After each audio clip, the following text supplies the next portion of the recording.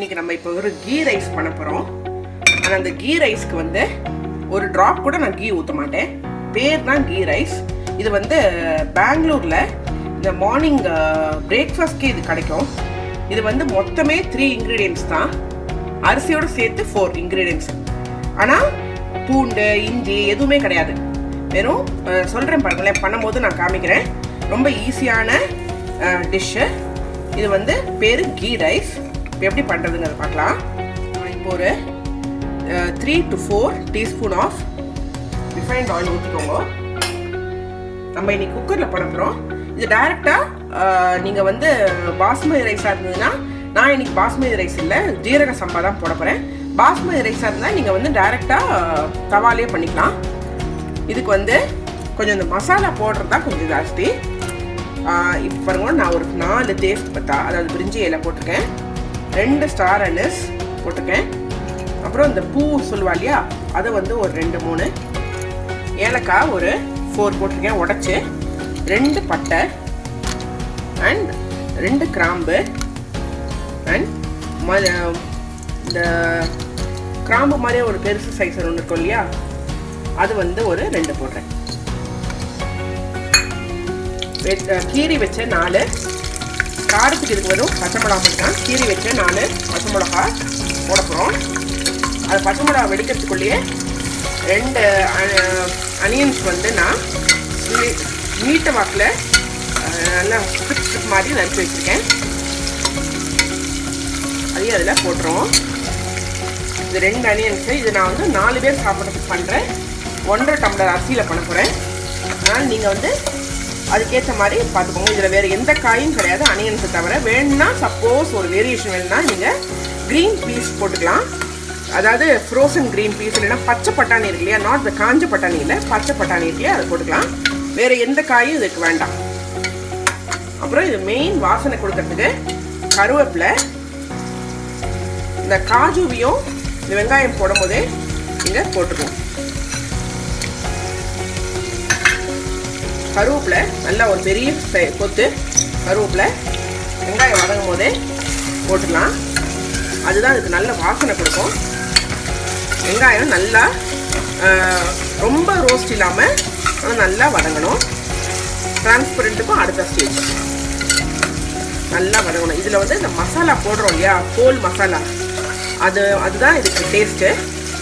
And அந்த caramelised அந்த sweetness இருக்கிற ஒரு அனியன்ஸ் வந்து இதுக்கு டேஸ்ட் கொடுக்கும். இது வந்து கர்நாடகாவில் மார்னிங் பிரேக்ஃபாஸ்ட்கே இது கிடைக்கும். இதுக்கு வந்து ஆக்சுவலாக அவள் வந்து பிளெயின் சால்னான்னு ஒன்று பண்ணுவாள் தொட்டுக்கிறதுக்கு, அதுதான் கொடுப்பா ரெஸ்டாரண்ட்லாம் போனால். இது நீங்கள் கீ ரைஸ் வந்து நீங்கள் பிரேக்ஃபாஸ்ட்டாகவும் சாப்பிட்லாம், ஏன்னா இதில் ஒன்றும் பெருசாக மசாலாலாம் இல்லை. லஞ்சுக்கும் எடுத்துக்கலாம், நல்ல ஒரு ப்ராப்பர் கிரேவியோட. இல்லை டின்னர் ஆல்சோ. இது 3 டைமும் நீங்கள் இதை எப்போ வேணால் நீங்கள் ட்ரை பண்ணலாம். ஏன்னா இதில் வந்து பெருசாக வயர் கெட்டு போகிற மாதிரியான வேலைகள் எதுவுமே இல்லை. அப்புறம் பேர் தான் கீ ரைஸு, ஏன்னா அது வந்து அப்படியே பழப்பழன்னு இருக்கும். பட் ஒரு ட்ராப் கூட இதில் கீ கிடையாது. அதெல்லாம் இது பாதி வந்துடுது வெங்காயம். இன்னமும் நல்லா ஒரு 2-3 மினிட்ஸ் நல்லா வதங்கணும்.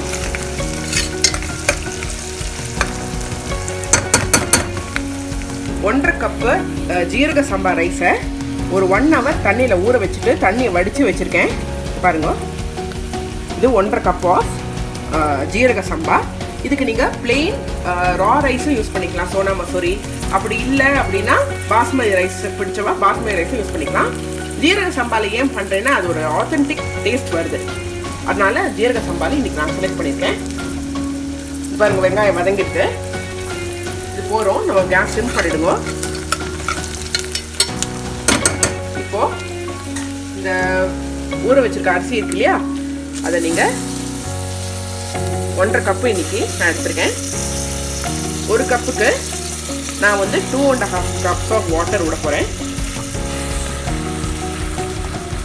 உங்கள் அரிசியோட இதுக்கு ஏற்ற மாதிரி நீங்கள் ஊற்றிக்கோங்க.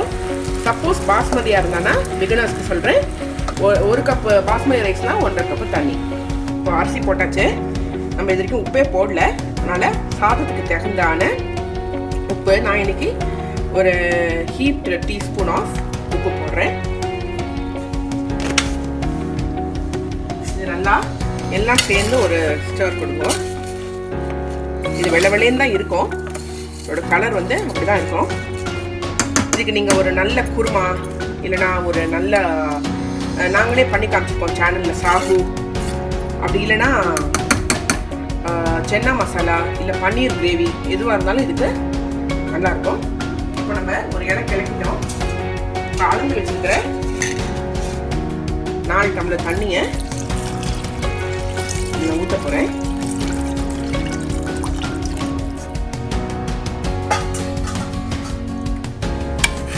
எல்லாத்தையும் சேர்த்து ஒரு இடம் கிளக்கிட்டோம். குக்கரை மூடி சிம்னா ஒரு 10 to 12 minutes, ஹைனா ஒரு 1.5 விசில், அதாவது ஒரு விசில் வந்துட்டு இன்னொரு விசில் வரத்துக்குள்ளே நீங்கள் ஆஃப் பண்ணிடலாம். அதான் கணக்கு. ரொம்ப நேரம் கேஸ் ஏற்றி வச்சுக்காதீங்க, அப்புறமா சாதம் குழஞ்சிடும். எல்லாம் போட்டாச்சு, உப்பு காரம் அதுக்கு தேவையான மசாலா எல்லாம் போட்டாச்சு. நம்ம கேஸை குக்கரை மூட போகிறோம். நான் இன்னைக்கு மீடியம் ஃப்ளேம் வைக்கிறேன். 10 to 12 minutes, அதுதான் கணக்கு. அதுக்கு மேலே வச்சிடாதீங்க. கீ ரைஸ் எப்படி ஆயிடுச்சுன்னு பார்க்கலாம்.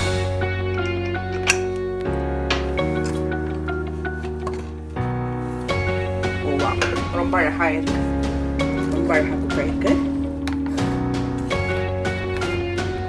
பிளெயின் கீ ரைஸ் இது, செலவே இல்லாமல் சீக்கிரமாக பண்ணிடலாம். ரொம்ப கம்மி இன்க்ரீடியன்ஸோட. இது ரொம்ப ஒத்தையாக இருந்தால் நல்லா இருக்காது, கொஞ்சம் உழப்பு வேற ஊறணும். இப்போ தான் திறந்துருக்கேன், அதனால் கொஞ்ச நேரம் கழித்து சர்வ் பண்ணுங்க. ஒரு 5 minutes 10 minutes கழித்து சர்வ் பண்ணுங்க. இந்த மசாலாலாம் நீங்கள் வந்து வேணா யூஸ் பண்ணிக்கலாம். அப்படி இல்லை உங்களுக்கு உங்கள் ஆட்டில் யாருக்கும் அதெல்லாம் சாப்பிட பிடிக்காது அப்படின்னா நீங்கள் அதை எடுத்துடலாம். இந்த டைமில் கீ ரைஸ் ரெடி ஆகிடுது. இதை நீங்கள் பிளெயின் சால்னா இல்லை குருமா இல்லைனா சென்னா இல்லை பன்னீர் எந்த கிரேவியோடையும் சர்வ் பண்ணலாம். Bangalore special ghee rice with just 4 ingredients is ready to serve. பண்ணி பார்த்துட்டு உங்களுக்கு எப்படி இருக்குங்கிற ஃபீட்பேக்கை எங்களுக்கு அனுப்புவோம். Thank you so much.